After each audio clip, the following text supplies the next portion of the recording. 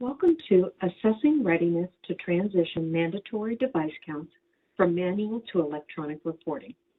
My name is Meredith Rossi, and I, along with my colleagues, have no conflicts of interest to disclose. An urban safety net hospital system lacked quantitative data to assess readiness to transition mandatory device counts reporting from manual to electronic methods. 2 inpatient hospitals in the system report monthly device denominator counts for central lines, urethral urinary catheters, and ventilators to the National Healthcare Safety Network, or NHSN, from a manual source. NHSN requires less than 5% difference between an electronic source, such as an electronic health record, and a manual source, for example, tallying patients on the unit with certain devices.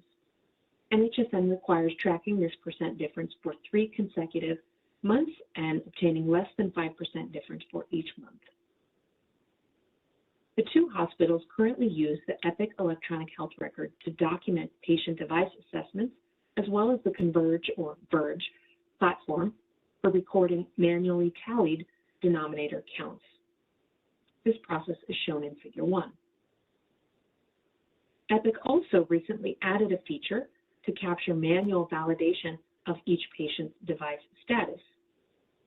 For this assessment, both the Verge manual tally and the Epic manual validation of patients' device statuses and the Epic electronic device denominator count were assessed, as shown in Figure 2. The design of the assessment included 6 units across the 2 inpatient hospitals in the system. We asked these charge nurses on these units to nightly enter the count of device patients on their units into Verge, and then also manually validate in Epic each patient's device status each night. We asked nurses to do this for 30 days, and we also conducted nurse-focused webinar trainings in order to reinforce best practices regarding entering of the manual device denominator counts, as well as to establish a deeper understanding of what goes on to capture the electronic count inside of Epic so that we could have those counts agree as best as possible during the assessment period. A director also visited participating units to identify any barriers to the manual entry of these device denominator counts. Then nursing quality conducted a nightly extraction of electronic data from Epic, as shown in Figure 2.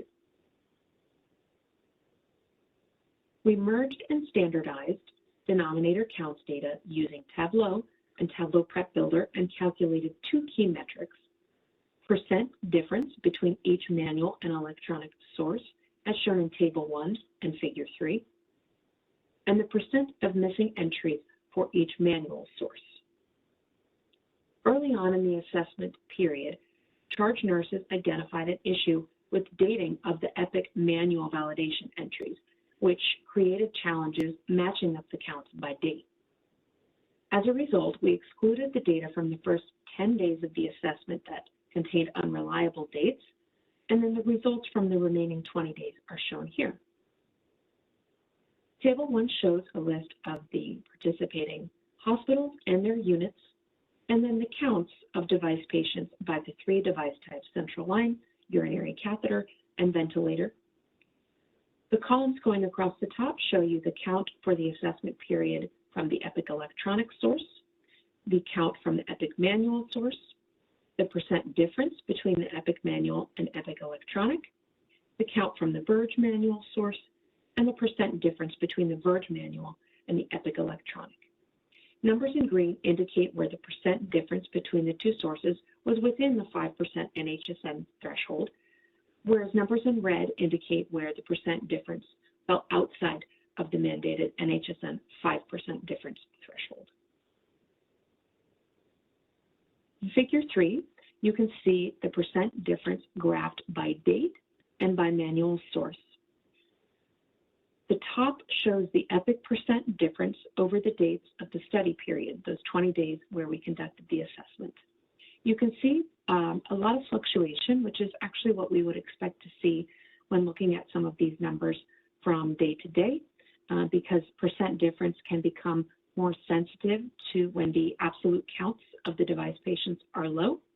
But in general, we saw a decrease over the assessment period in the EPIC percent difference, meaning over the assessment period, the difference between the EPIC manual device counts and the EPIC electronic device counts went down.